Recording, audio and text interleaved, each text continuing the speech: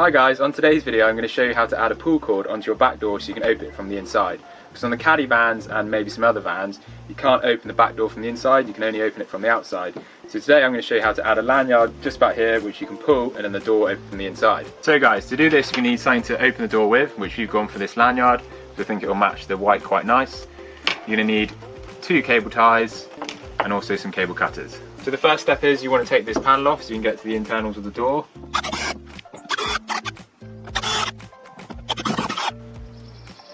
There we go. So this is the mechanism that opens the door. So as you see, I pull the handle, a mechanism goes up and down. So all you want to do is put your cable tie around this one so that when you pull up on the lanyard, it pulls that piece of metal up.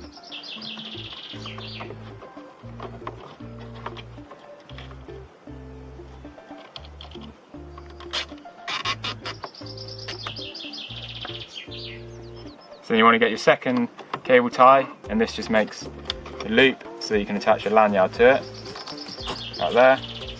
So now you have your 2 cable ties attached, you just want to test it, make sure that goes up and down, and then you want to get your lanyard or whatever you've got as your pull cord, pull that up to the desired length that you want it, so that will come over the top there, so it's going to hang down about that much.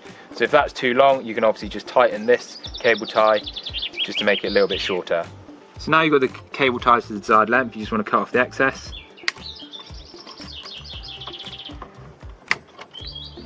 And now you can put your rear panel back on.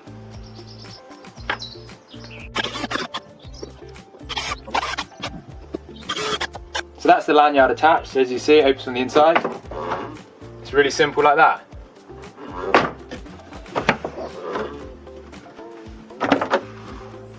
So that's how you do the lanyard hack on your back doors.